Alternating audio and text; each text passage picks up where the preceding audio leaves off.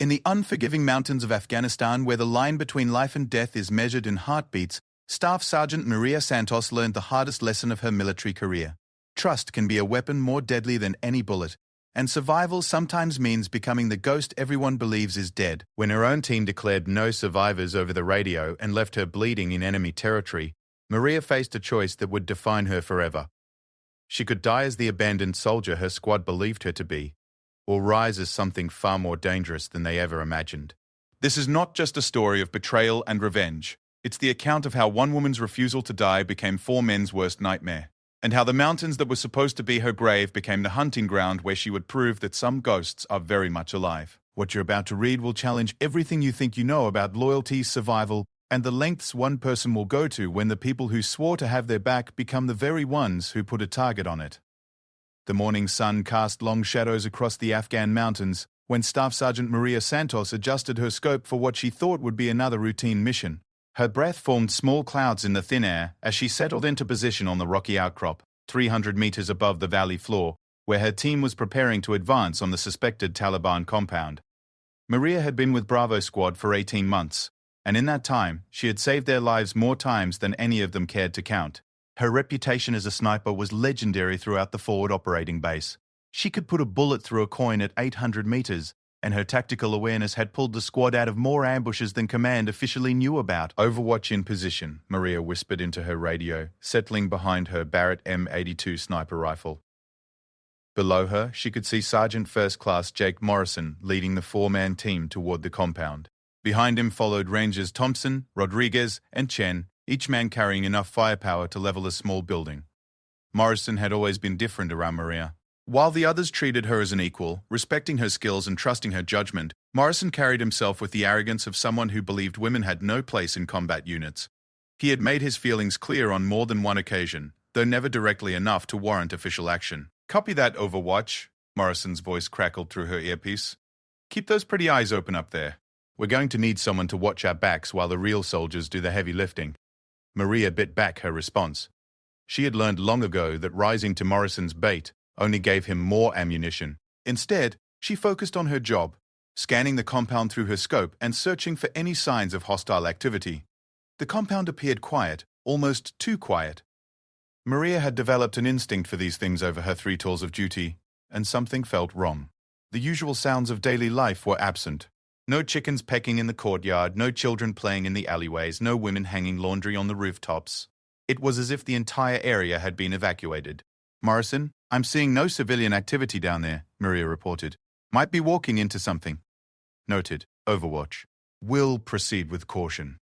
But even as Morrison acknowledged her warning, Maria could see through her scope that the team was moving faster than they should, taking fewer precautions than the situation warranted. Morrison was eager to complete the mission and return to base, perhaps too eager. As the team approached the compound's main entrance, Maria noticed movement on one of the nearby rooftops. A glint of metal caught the morning light, and her training kicked in immediately. "Sniper on the southwest rooftop." She called into her radio, already adjusting her aim. "I have eyes on target." Before Morrison could respond, Maria took the shot. The distant figure crumpled and fell from sight. It was a clean kill, executed with the precision that had made her reputation. "Nice shot, Overwatch," came Rodriguez's voice. "How did you even see that guy?" "That's why they pay me the big bucks," Maria replied. But her attention was already shifting to other potential threats. Through her scope, she could see more movement in the buildings surrounding the compound. This wasn't just a simple hideout they were approaching, it was a trap. "Morrison, you need to pull back now," she transmitted urgently. "I'm counting at least 6 more hostiles moving to surround your position. This is a setup." "Negative, Overwatch. Mission parameters require we search the target building. We're going in." Maria watched in growing alarm as the team continued their advance despite her warnings.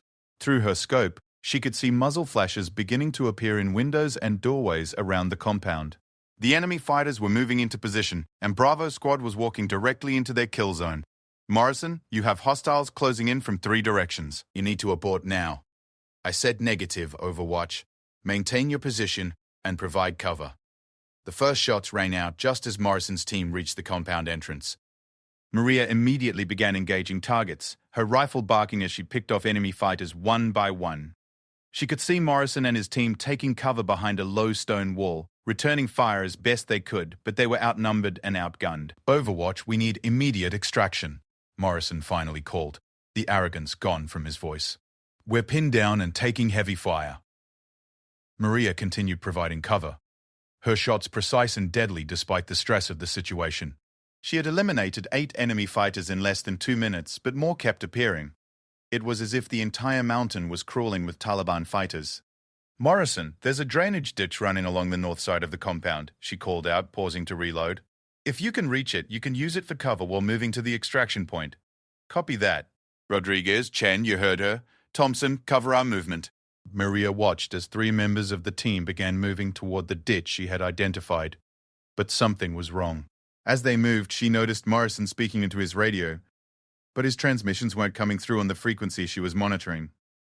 A cold feeling began to settle in Maria's stomach as she realized Morrison was communicating with someone else, someone not part of their operation. Her suspicions were confirmed when she saw Morrison's team suddenly change direction, moving away from the drainage ditch and toward a different route that would leave them more exposed. "Morrison, what are you doing?" "The ditch is the other way. Change of plans, Overwatch. Command has new instructions." But Maria could see through her scope that Morrison was leading his team directly toward a position where several enemy fighters were waiting in ambush. It wasn't a tactical error. It was deliberate. The realization hit her like a physical blow. Morrison was setting up his own team, and by extension, setting up her.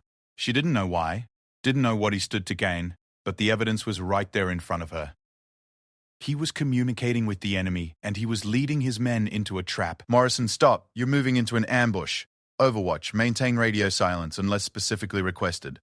Maria watched in horror as the trap closed around Rodriguez, Chen, and Thompson. The 3 Rangers never had a chance. Enemy fire erupted from concealed positions, catching them in a devastating crossfire. Maria tried to provide cover, but there were too many targets and they were too well positioned. Within minutes, Rodriguez was down, blood spreading across the dusty ground beneath him. Chen lasted a few seconds longer before a burst of automatic fire cut him down. Thompson managed to find cover behind a boulder, but he was isolated and surrounded. "This is Morrison," came the voice over her radio. "We have multiple casualties. Overwatch is down. Repeat, Overwatch is down. No survivors at sniper position." Maria's blood ran cold. Morrison was declaring her dead, even though she was very much alive and providing cover fire at that very moment. She was about to key her radio to correct his report when she heard the distinctive whistle of incoming mortar fire. The first round exploded 50 meters from her position, showering her with rocks and debris. She immediately began moving, knowing that the enemy had somehow obtained her coordinates. As she grabbed her gear and prepared to relocate, she realized with horrifying clarity what was happening. Morrison hadn't just set up his team, he had sold out everyone, including her. He had provided her position to the enemy, and now they were trying to eliminate the only witness to his betrayal. "Command, this is Morrison. Overwatch position has been compromised and destroyed. Staff Sergeant Santos is KIA. Repeat, no survivors at sniper position." Maria keyed her radio, desperate to correct the false report. "Negative, this is Santos. I am alive and mobile. Morrison is..." Her transmission was cut short by another mortar round, this one much closer. The explosion knocked her flat and sent her rifle tumbling down the rocky slope. As she struggled to her feet, her ears ringing from the blast, she could hear Morrison's voice continuing his false report. "We're taking heavy casualties down here. Rodriguez, Chen, and Thompson are all down. Requesting immediate evacuation for survivors." Through the smoke and dust, Maria could see Morrison and the remaining enemy fighters moving toward an extraction point. But instead of fighting his way out, Morrison was walking casually among the Taliban fighters as if he belonged there. Maria's radio crackled to life with the voice of the base commander. "Morrison, confirmed on casualties. Medical team and quick reaction force are en route to your position. What's your status?" "Critical but stable, sir. But we lost our Overwatch. Santos didn't make it." As Maria watched Morrison disappear into the distance with his new allies, she realized the full scope of what had just happened. Not only had he betrayed and murdered his own team, but he had also declared her dead to command. As far as the military was concerned, Staff Sergeant Maria Santos no longer existed. She was alone in enemy territory, wounded, with limited ammunition and no way to call for help. Her own people thought she was dead, and the man responsible was already planning his story about how he had barely escaped with his life. But Maria Santos was far from dead, and as she watched Morrison's helicopter disappear over the mountain ridge, she made a promise to herself. She would survive this. She would find a way back. And when she did, Morrison and anyone else involved in this betrayal would pay for what they had done. The mountains had seen death before, but they had never seen the kind of reckoning that Maria Santos was about to bring down upon those who had wronged her. As the sun began to set over the Afghan peaks, Maria gathered what gear she could salvage and began planning her survival. She had no idea that her journey back from the dead would take her through some of the most dangerous territory on Earth, or that the skills she would learn in the coming weeks would transform her from abandoned soldier into something far more dangerous. The woman who had been declared dead that day would indeed die in those mountains, but something else would be born in her place, something that would haunt the nightmares of the men who had betrayed her. 3 weeks after the betrayal, Maria Santos had become a ghost in the mountains. Her official military records listed her as killed in action, her body unrecoverable due to hostile activity in the area. A memorial service had been held at the forward operating base, where Morrison had delivered a moving speech about her courage and sacrifice. But the woman Morrison had declared dead was very much alive, and she had spent every moment of those 3 weeks preparing for what came next. Maria had survived in the harsh Afghan wilderness by using skills she never knew she possessed. She had learned to move like the wind through the rocky terrain, leaving no trace of her passage. She had mastered the art of finding water in the driest places and catching food where none seemed to exist. Most importantly, she had learned to become invisible. During her first week in the mountains, she had encountered a group of local villagers who had fled their homes to escape the fighting. Among them was an elderly man named Khalil, who had served as a guide for various military forces over the years. When Khalil found Maria hiding in a cave, wounded and alone, he could have turned her over to the Taliban for a substantial reward. Instead, something in her eyes told him that this was a woman with a purpose, someone who had been wronged and was seeking to make things right. Khalil had seen enough of war to recognize the difference between a soldier seeking revenge and one seeking justice. Under Khalil's guidance, Maria learned the ancient paths through the mountains that connected dozens of remote villages. She discovered hiding places that had been used by resistance fighters for generations, and water sources known only to the local shepherds. More importantly, she began to understand the complex network of relationships that governed life in these remote regions. The mountains remember everything, Khalil told her one evening as they shared tea by a carefully concealed fire. Every betrayal, every act of courage, every debt that must be paid, they will help you find what you seek, but only if you respect their ways. Through Khalil's connections, Maria learned that Morrison had not acted alone. The betrayal had been planned for months, involving not just Morrison but a network of corrupt soldiers who were selling intelligence to the highest bidder. Rodriguez, Chen, and Thompson had been killed not because they were part of the conspiracy, but because they had started asking the wrong questions. Maria also learned that she had been specifically targeted because her skills as a sniper made her too dangerous to leave alive once the betrayal was discovered. Morrison had arranged for her to be eliminated along with the others, but her survival had created a problem that his handlers were eager to solve. "They believe you are dead," Khalil explained, "but they also fear that you might not be. Every few days, Taliban fighters come through the villages, asking if anyone has seen an American woman. They offer gold for information about you." This knowledge gave Maria an idea that was as dangerous as it was brilliant. If Morrison and his allies believed she was dead, she could use that assumption against them. She could become the ghost they feared she might be, striking at them when they least expected it. But first, she needed to know exactly who was involved and how extensive the network had become. She needed intelligence, and there was only one way to get it. Maria spent several days observing a small Taliban outpost that Khalil had identified as one of the locations where Morrison's allies conducted their business. The outpost consisted of 3 buildings clustered around a small courtyard, with about a dozen fighters maintaining security. What made this location particularly valuable was the presence of a man Khalil identified as Rashid al-Masih, a Taliban commander who served as a liaison between the insurgents and corrupt coalition forces. If anyone knew the full extent of Morrison's network, it would be al-Masih.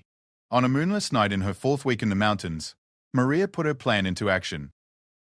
She had spent days studying the guards' routines, noting when they were most alert and when their attention wandered. She had identified the building where al-Masih slept and mapped out multiple escape routes. Moving like a shadow across the rocky terrain, Maria approached the outpost from the north. where the terrain provided the best concealment. She had fashioned a crude but effective silencer for her sidearm using materials Khalil had helped her acquire from sympathetic villagers. The first guard never knew what hit him. Maria's knife found his throat before he could make a sound, and she dragged his body into the shadows between two buildings. The second guard was eliminated just as quietly, his body joining the first in their hidden grave. Finding Almasi proved easier than expected. The Taliban commander was a creature of habit, and his snores could be heard through the thin walls of his quarters. Maria slipped through his window like smoke, and Almasi woke to find a knife at his throat and a pair of cold eyes staring down at him. "You speak English," Maria whispered. It wasn't a question. She had done her homework and knew that Almasi had spent time in London before the war. "I speak English," Almasi confirmed, his voice steady despite the blade pressing against his neck. "You are the dead American woman they seek. I'm very much alive, and I have questions. Answer them truthfully, and you might live to see morning." For the next hour, Maria extracted information from Almasi with the skill of a professional interrogator. She learned that Morrison's network included at least 6 other coalition soldiers, spread across 3 different bases. They were selling everything from patrol routes to weapons cache locations, and their activities had resulted in dozens of coalition casualties over the past 6 months. More importantly, she learned that Morrison was planning something big. In 2 weeks, he was supposed to provide intelligence about a major convoy operation that would result in the capture or killing of a high-value American intelligence officer. "The man you seek, this Morrison," Almasi said as Maria prepared to leave. "He is not the leader. He takes orders from someone higher, someone whose identity we have never learned." "Do you know where Morrison is now?" "He returns to Firebase Delta in 3 days. There is to be a meeting with his contact." Firebase Delta was a small outpost about 40 kilometers from Maria's current position, nestled in a valley that controlled access to a strategic mountain pass. It was heavily defended and considered one of the safest locations in the region for coalition forces. It was also exactly where Maria needed to be.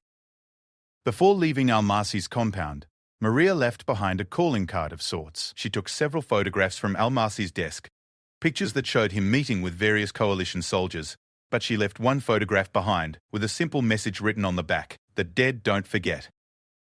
By morning, word of the mysterious attack would spread throughout the Taliban network. The guards were found dead, Almasi was left alive but terrified, and no one could explain how an intruder had penetrated their security so completely. As Maria made her way back to Khalil's hidden camp, she began planning her approach to Firebase Delta.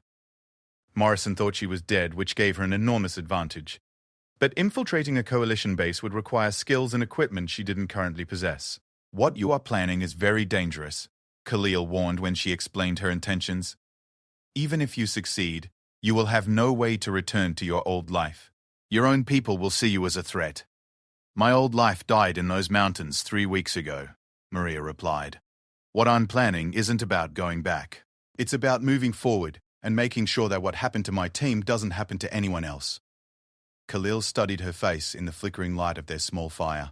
"There is an old saying among my people. Before you embark on a journey of revenge, dig 2 graves. Are you prepared for what this path might cost you?" Maria looked out at the mountain peaks silhouetted against the star-filled sky.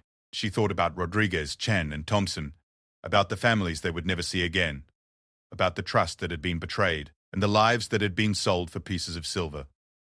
"I've already died once," she said quietly.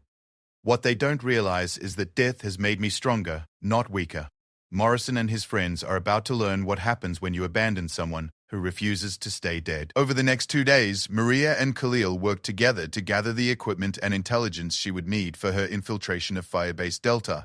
Through his network of contacts, Khalil was able to acquire a coalition uniform that would fit Maria, complete with authentic name tags and unit patches. More challenging was creating an identity that would allow her to approach the base without raising suspicions. Maria decided to pose as a communications specialist from a nearby forward operating base, carrying urgent intelligence that required immediate attention from the base commander. It was a risky plan, but it had several advantages. Communications specialists often worked alone and were expected to have access to sensitive information. They also tended to be treated with a certain amount of respect and given access to areas that other personnel might be excluded from. As Maria prepared for what could be her final mission, she found herself thinking not about the risks she was taking, but about the debt that needed to be paid. Morrison had betrayed his oath, his comrades, and his country. He had sold the lives of good soldiers for money, and he had tried to silence the only witness to his crimes. But Maria Santos was no ordinary witness. She was a trained killer with nothing left to lose and a very specific set of skills that Morrison had helped her perfect over months of combat operations. The hunt was about to begin, and the prey had no idea that the predator they thought they had killed was closing in for the final strike. As the sun set over the Afghan mountains for what might be the last time she would see it as a free woman, Maria Santos began the final phase of her transformation from abandoned soldier to avenging angel. The woman who approached Firebase Delta the next morning would look like just another military communications specialist with an urgent message to deliver. But underneath that ordinary exterior lurked something far more dangerous than anyone at the base could imagine. Morrison had declared her dead, but he was about to learn that some ghosts are very real, and their hunger for justice burns hotter than the desert sun. The morning sun was just beginning to burn off the mountain mist when Specialist Jennifer Walsh approached the gates of Firebase Delta. At least, that's what her forged identification claimed her name was. In reality, Maria Santos had spent the previous night memorizing every detail of her false identity, preparing for questions that might arise during her infiltration. The uniform fit perfectly, thanks to Khalil's meticulous attention to detail. The communications equipment she carried was authentic, acquired through channels she preferred not to think about too deeply. Most importantly, the urgent intelligence report in her document pouch was real, consisting of actual Taliban movement data that would be valuable to the base commander. Purpose of visit? The gate guard asked, his voice bored with the routine of another morning shift. Specialist Walsh, communications section from FOB Warrior, Maria replied, using the calm, professional tone that every military communications specialist developed after months of dealing with urgent requests and impatient officers. I have priority intelligence from Colonel Henderson for your CO. The guard checked her identification against his access list, then waved her through without a second glance. Maria felt a surge of satisfaction at how easily the deception was working, but she forced herself to maintain her composure. The hard part was just beginning. Firebase Delta was smaller than Maria had expected, consisting of about 24 prefabricated buildings arranged around a central command structure. The base housed roughly 300 personnel, mostly support staff and a quick reaction force that could be deployed throughout the region on short notice. As Maria walked through the base, she kept her eyes open for any sign of Morrison, while maintaining the purposeful stride of someone with important business to conduct. She noted the locations of key buildings, security checkpoints, and potential escape routes, filing all of this information away for later use. The command center was located in the largest building at the center of the base, a concrete structure that had been reinforced to withstand mortar and rocket attacks. Maria approached the entrance with the confident bearing of someone who belonged there, nodding to the guards as she passed. Specialist Walsh to see the commanding officer, she announced to the duty sergeant. I have priority intelligence from FOB Warrior. CO's in a briefing right now, the sergeant replied. You'll need to wait in the intel section until he's free. This was exactly what Maria had hoped for.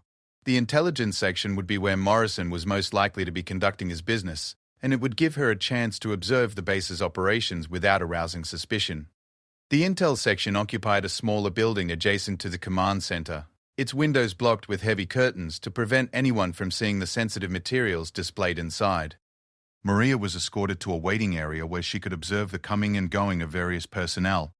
It didn't take long for her patience to be rewarded. After about 20 minutes, she heard a familiar voice coming from one of the back offices. Morrison was there, and he was talking to someone on what sounded like an encrypted satellite phone. The package will be delivered as promised, Morrison was saying. Route Echo 7, same timeline we discussed, but I need confirmation that my people will be safely extracted before the action begins. Maria felt her blood run cold as she realized what she was hearing. Morrison was finalizing plans for the convoy attack that Al-Masi had mentioned, the one that would target a high-value American intelligence officer.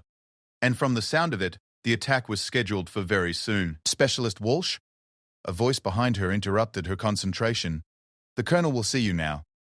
Maria turned to see a young lieutenant waiting to escort her to the commanding officer's office. She gathered her equipment and followed him, her mind racing as she tried to process what she had overheard. Lieutenant Colonel Marcus Webb was a career infantry officer who had the weathered look of someone who had spent too many years in combat zones.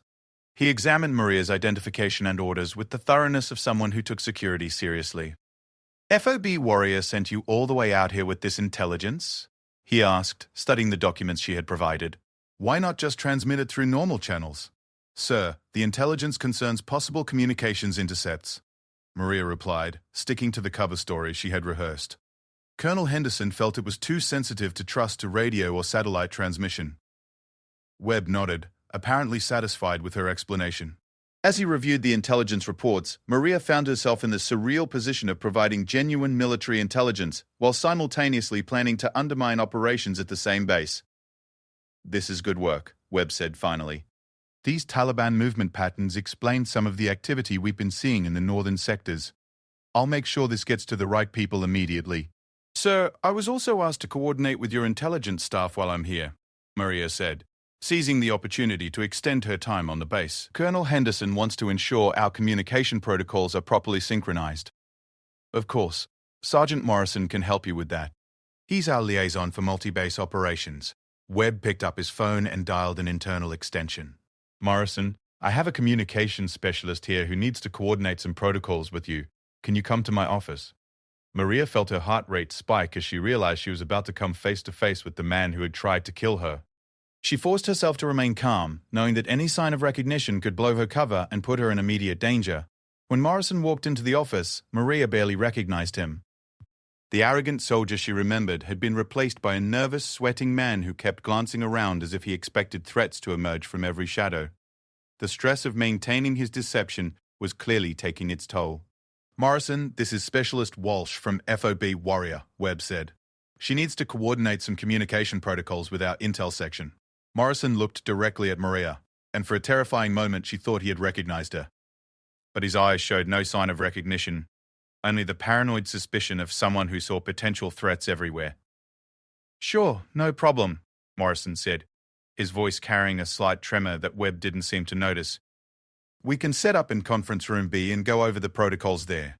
As they left Webb's office, Maria found herself walking beside the man who had murdered her teammates and tried to kill her. Morrison seemed oblivious to her true identity, focusing instead on checking corners and watching for potential surveillance. Conference Room B was a small, windowless space that had been designed for sensitive briefings. Once they were inside with the door closed, Morrison immediately began sweeping the room for listening devices, a paranoid ritual that suggested he had good reason to fear surveillance. So what exactly does FOB Warrior need from us? Morrison asked as he completed his security check. Actually, Maria said, allowing her voice to return to its normal tone, I'm here because of what you need from FOB Warrior. Morrison spun around, his hand moving instinctively toward his sidearm. But Maria was faster, her own weapon already drawn and pointed at his chest. Hello, Jake, she said quietly. You look like you've seen a ghost. The color drained from Morrison's face as recognition finally dawned. You're dead, he whispered. I watched you die. You watched me get mortared, but you didn't stick around to confirm the kill, Maria replied. Sloppy work for someone in your line of business. Morrison's eyes darted toward the door, calculating his chances of escape. Maria read his intentions and shook her head. I wouldn't recommend it. The hallway outside is full of your fellow soldiers, and I don't think you want to explain why you're running from a dead woman. What do you want? Morrison asked, his voice barely controlled. I want to know who else is involved in your little network. I want to know about the convoy operation you're planning. And I want to know who's pulling your strings because we both know you're not smart enough to organize something this complex on your own. Morrison's laugh was bitter and desperate. You have no idea what you're dealing with. The people I work for don't leave loose ends. If they know you're alive, they'll kill everyone on this base just to make sure you don't walk away. Then you better hope they don't find out, hadn't you? Maria moved closer, keeping her weapon trained on Morrison's center mass. Here's what's going to happen. You're going to give me every detail about your operation, and you're going to help me stop the convoy attack. In exchange, I might let you live long enough to face a military tribunal instead of dying in this room. You don't understand, Morrison said, desperation creeping into his voice. I didn't have a choice. They have information about me, things I did during my first deployment. If I don't cooperate, they'll destroy my life and my family's life. Maria studied Morrison's face, looking for any sign of deception. What she saw instead was a broken man who had made a series of terrible choices and was now trapped in a web of his own making. Who are they, Jake? Who's running this network? I don't know their real names, Morrison said. I only deal with one contact, a man who calls himself Phoenix. He has American military knowledge and access to classified information. but he operates through intermediaries like Almasi. What does Phoenix want with the convoy operation? There's going to be a senior CIA officer in that convoy, someone with access to our entire intelligence network in the region. Phoenix wants him taken alive, along with any intelligence materials he's carrying. Maria felt the pieces of the puzzle clicking into place. This wasn't just about selling intelligence to the Taliban. Someone was systematically dismantling American operations in Afghanistan, using traitors like Morrison to do the dirty work. When is the convoy scheduled to move? She asked. Tomorrow morning, 0800 hours. Route Echo 7 through the Korangal Valley. Maria knew Route Echo 7. It was considered one of the safer routes through the mountains, with good sightlines and multiple escape routes in case of ambush. It was also exactly the kind of route that would become a death trap if the enemy knew exactly when and how the convoy would be traveling. How many people are supposed to die in this ambush, Jake? Morrison's silence was answer enough. The convoy would include not just the CIA officer, but also his security detail and the soldiers providing escort. Phoenix was planning to sacrifice dozens of American lives to capture one high-value target. You're going to help me stop this, Maria said. You're going to contact Phoenix and tell him the convoy has been delayed. Buy me time to figure out how to turn this around. He'll know something's wrong, Morrison protested. Phoenix has other sources. If the convoy moves on schedule, and I told him it was delayed, he'll know I've been compromised. Then we'll have to make sure the convoy doesn't move on schedule, won't we? Maria was already formulating a plan. One that would require her to take enormous risks, but might save the lives of everyone in the convoy. She would have to find a way to warn the convoy commander without revealing her own identity, and she would have to do it in a way that wouldn't alert Phoenix to the fact that his operation had been compromised. There's something else, Morrison said reluctantly. Phoenix isn't working alone. He has someone inside CENTCOM, someone with access to high-level operational planning. That's how he knows about convoys and troop movements before they happen. This revelation hit Maria like a physical blow. If Phoenix had someone inside Central Command, then the corruption went far higher than she had imagined. It meant that even if she stopped the convoy ambush, the network would remain intact and continue to operate. As Maria stared at Morrison, she realized that her mission had just become much more complicated. She wasn't just hunting down a group of corrupt soldiers anymore. She was facing an organized conspiracy that reached into the highest levels of the military command structure. But that realization also brought with it a strange sense of purpose. The woman who had been declared dead 3 weeks ago had been a skilled soldier, but she had operated within the constraints of military protocol and command authority. The woman who stood in Conference Room B had no such constraints. Here's what we're going to do, Maria said, her voice taking on the cold, calculated tone of someone who had moved beyond revenge into something more dangerous. You're going to help me identify everyone in this network from the bottom all the way to the top, and then we're going to systematically destroy them, one by one. Morrison stared at her with a mixture of fear and confusion. Why would you trust me to help you? I betrayed my own team. Maria's smile was as cold as the mountain wind. I don't trust you, Jake, but I don't need to trust you to use you. And if you try to double-cross me again, you'll discover that dying in combat is a much gentler fate than what I have planned for traitors. As Maria prepared to extract every piece of information Morrison possessed about the conspiracy, she realized that her transformation was nearly complete. The abandoned soldier had become the hunter, and the hunter was about to become something even more dangerous. The convoy ambush would be stopped, the network would be exposed, and everyone involved would face justice. But that justice wouldn't come through military tribunals or formal legal proceedings. It would come through the cold, precise application of skills that Maria Santos had learned in the mountains of Afghanistan, skills that would make her more dangerous than any enemy the conspirators had ever faced. The ghost they thought they had killed was about to become their worst nightmare. The secure communications room at Firebase Delta fell silent, except for the soft hum of encrypted equipment, as Maria finished extracting the last pieces of information from Morrison. Over the past 4 hours, she had methodically broken down his resistance, using a combination of psychological pressure and the very real threat of immediate execution to get him talking. What she had learned painted a picture of corruption that reached far deeper than she had imagined. Phoenix wasn't just selling intelligence to the Taliban. He was orchestrating a systematic campaign to cripple American operations throughout Afghanistan.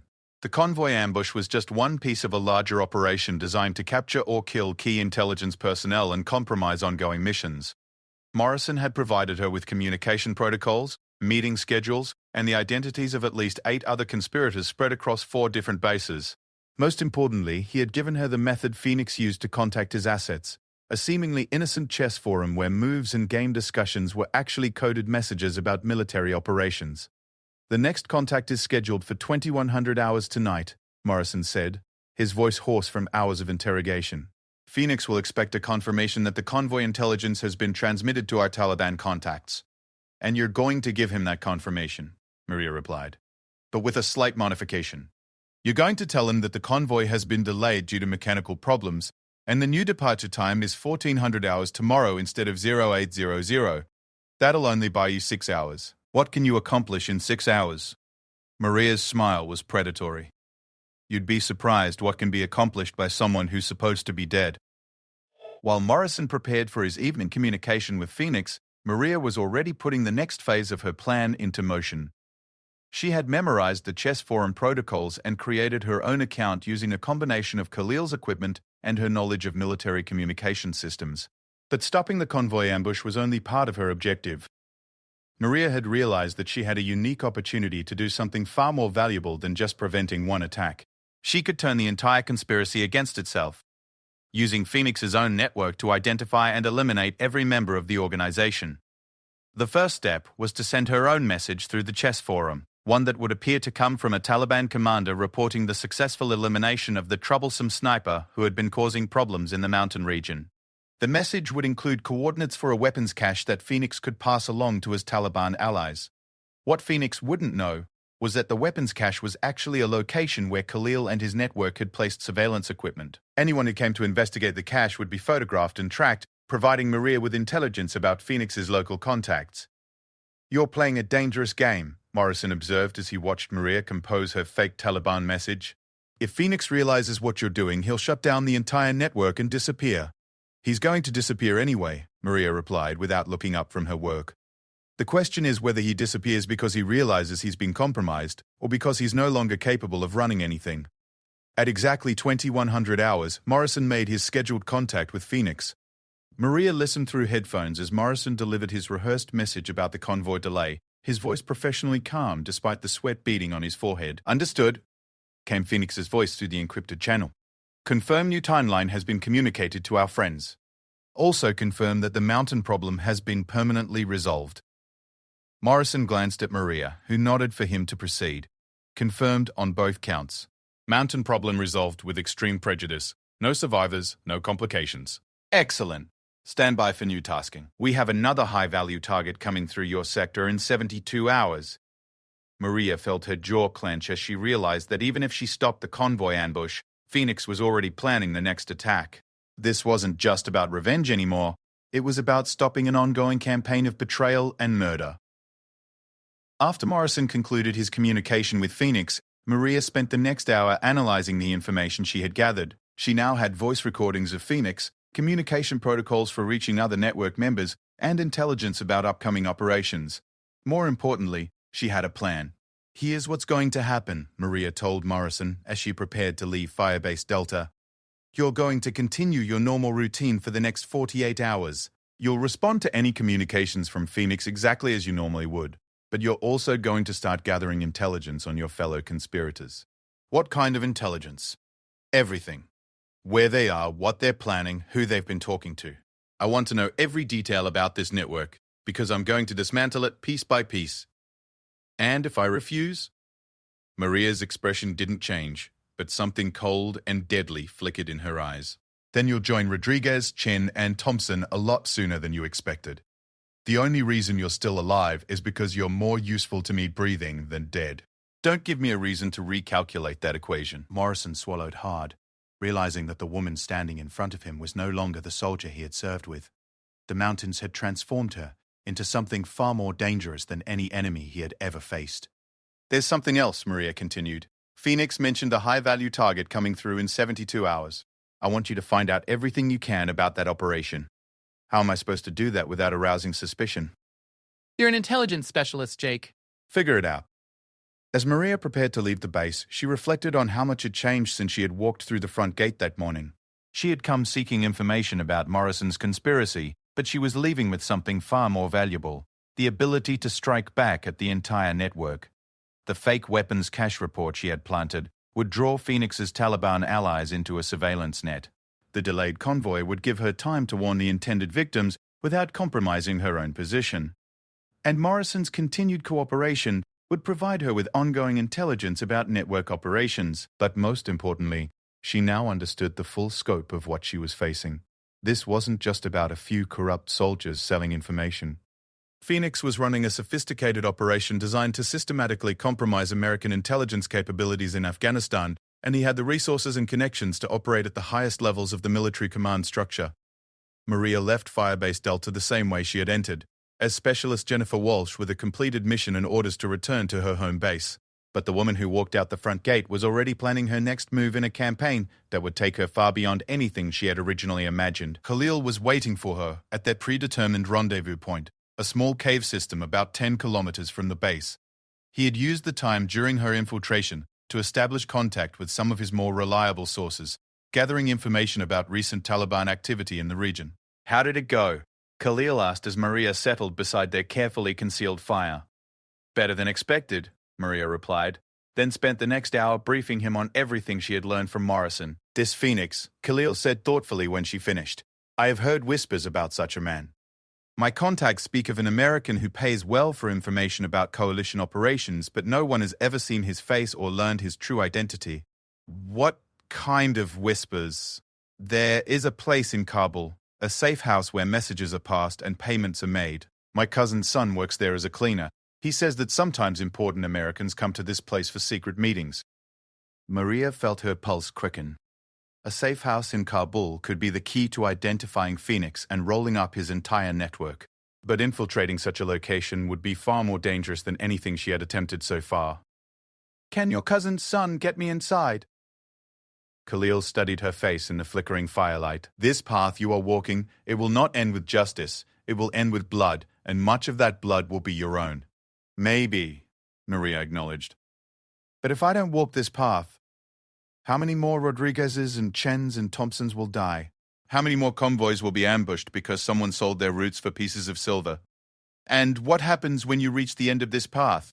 What happens when Phoenix and all his network are dead? Will you be able to return to the life you had before?" Maria looked out at the mountain peak silhouetted against the star-filled sky. She thought about the woman who had been declared dead 4 weeks ago, the soldier who had trusted her teammates and believed in the system she served. "That woman is already dead," she said quietly. "What I've become is something else entirely. Something that Phoenix and his friends created when they decided to betray their oath and murder their own people." Khalil nodded slowly, understanding passing between them. "Then we will need more than just information about the safe house. We will need weapons, equipment, and allies who can be trusted to keep secrets. Can you arrange that? I know people who owe favors, and people who hate the Taliban more than they fear the Americans. Yes, I can arrange it. But it will take time, and it will not be without cost." "How much time?" 1 week, perhaps 2. Long enough for you to plan properly and for me to gather what you will need. Maria considered this timeline against what she knew about Phoenix's operations. The convoy she had temporarily delayed would need permanent protection, which meant she had to find a way to warn the convoy commander without revealing her own identity or compromising her position. The high-value target that Phoenix had mentioned would arrive in 60 hours, which meant she might have to choose between pursuing Phoenix and preventing another attack.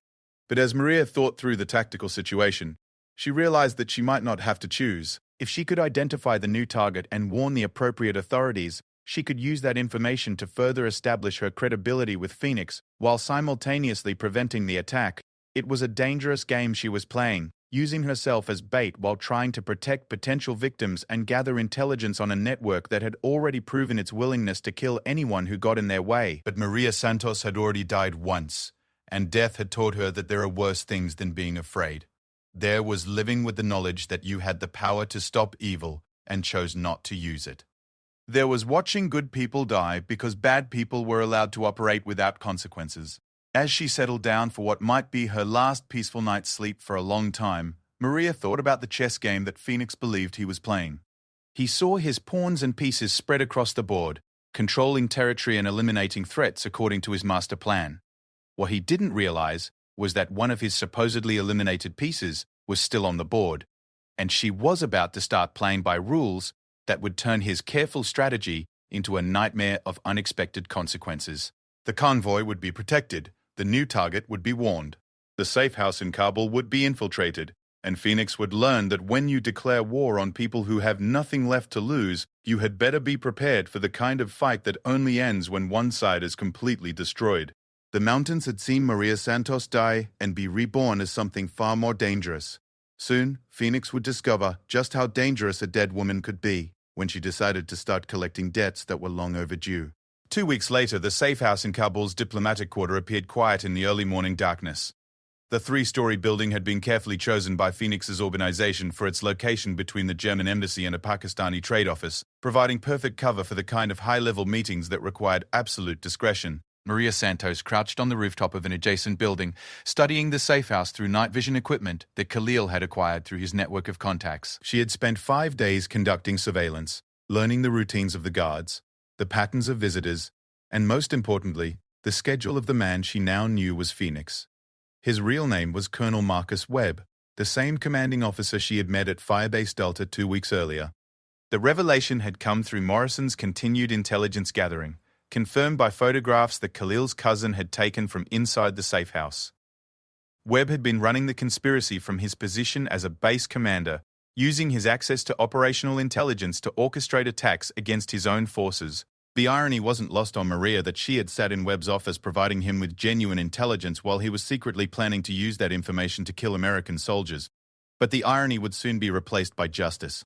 Tonight was the night Webb was scheduled to meet with his Taliban contacts to finalize plans for a major offensive that would target 3 coalition bases simultaneously.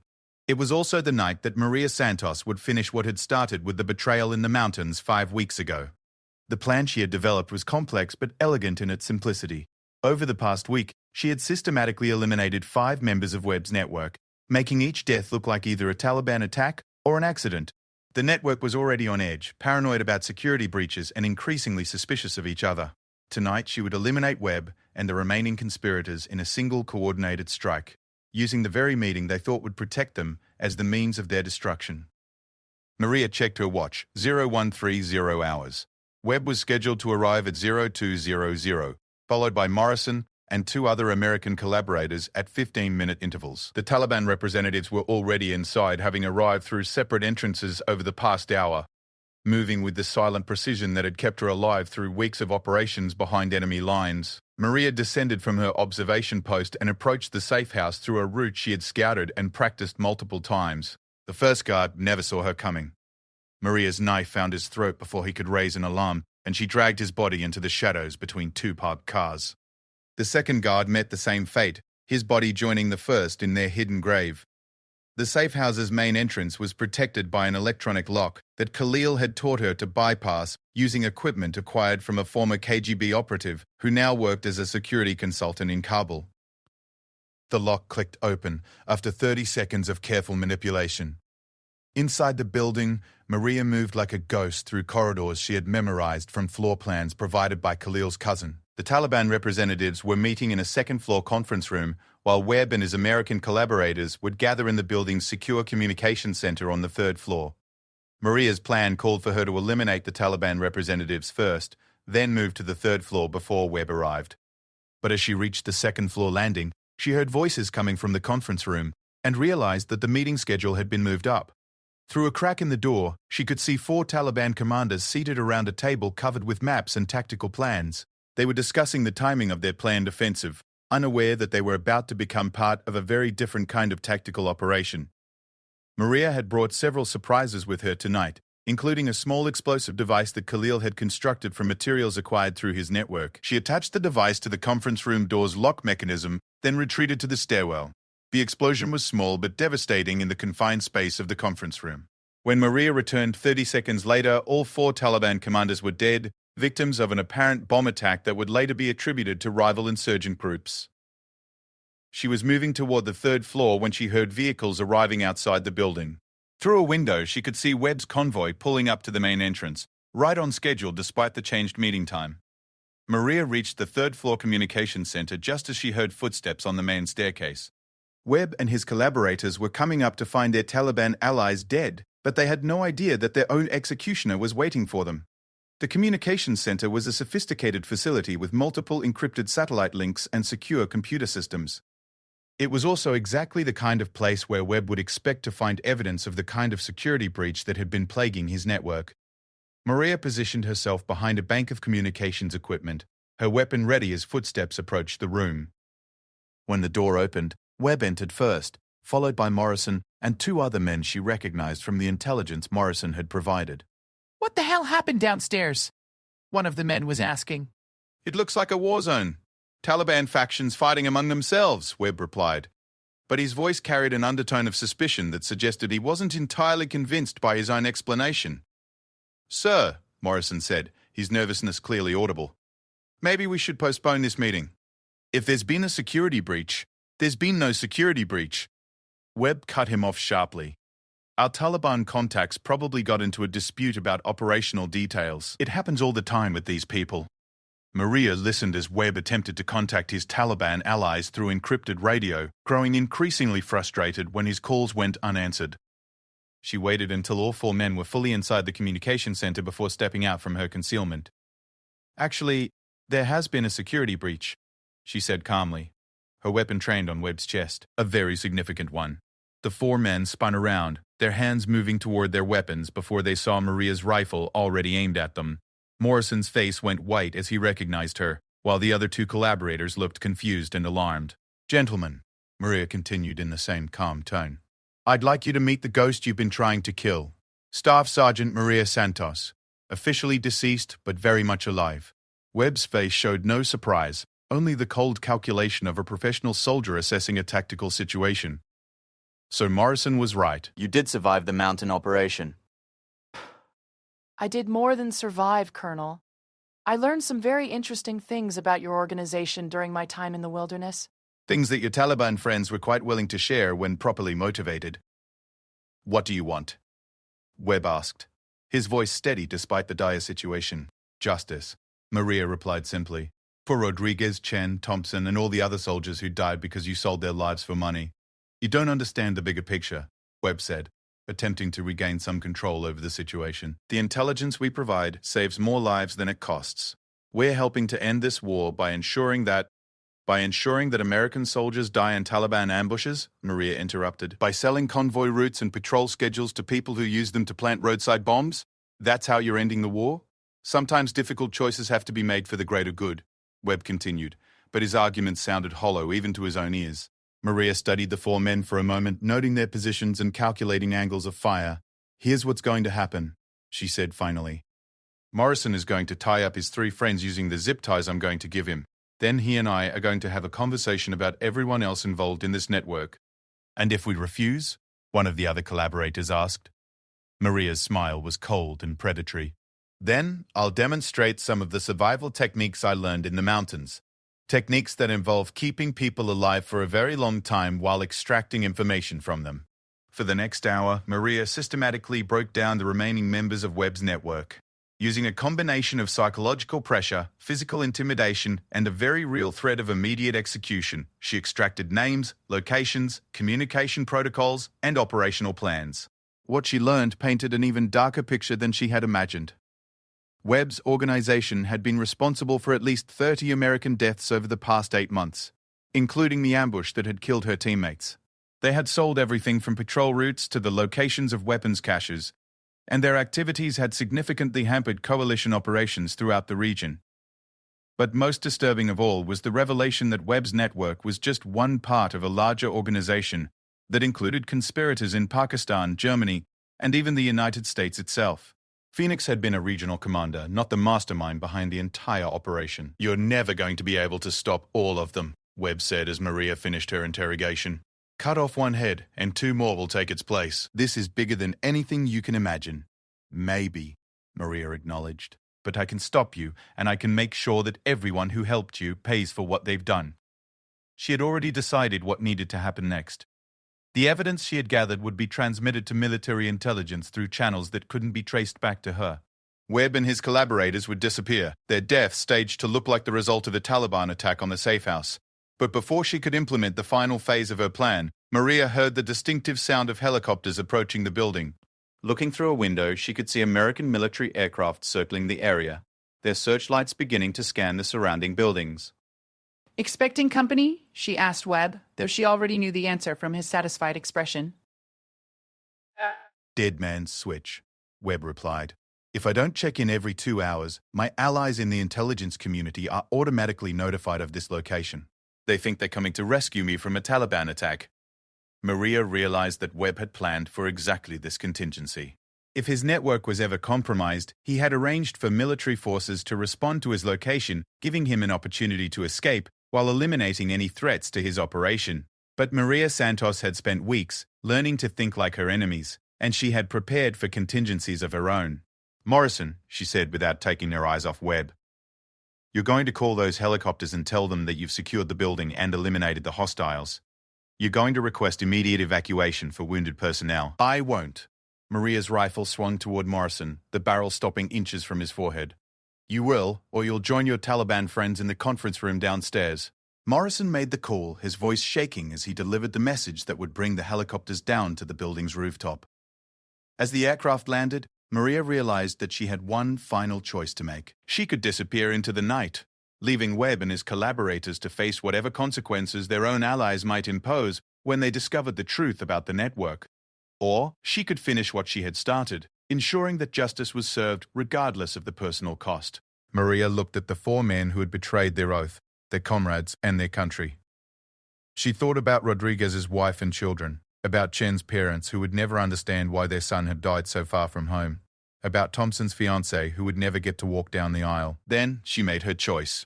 When the Quick Reaction Force reached the 3rd-floor communications center 3 minutes later, they found evidence of a fierce firefight. 4 American soldiers had apparently made a heroic last stand against Taliban attackers, dying while trying to protect classified intelligence materials. The Taliban fighters had apparently used explosives to eliminate their victims before escaping through the building's roof access, leaving no survivors behind to tell their story. Among the dead was Colonel Marcus Webb, whose body was found near the communications equipment, where he had apparently been trying to send a final intelligence report before being overrun by superior enemy forces. The official investigation would conclude that Webb and his team had been conducting a classified intelligence operation when they were discovered and eliminated by Taliban forces. Their deaths would be mourned as another tragic loss in the ongoing war against terrorism. But in a small village high in the mountains of Afghanistan, an elderly man named Khalil would receive a coded message confirming that a debt had been paid and justice had been served. And somewhere in those same mountains, a woman who was officially dead would continue her mission to ensure that Rodriguez, Chen, and Thompson had not died in vain.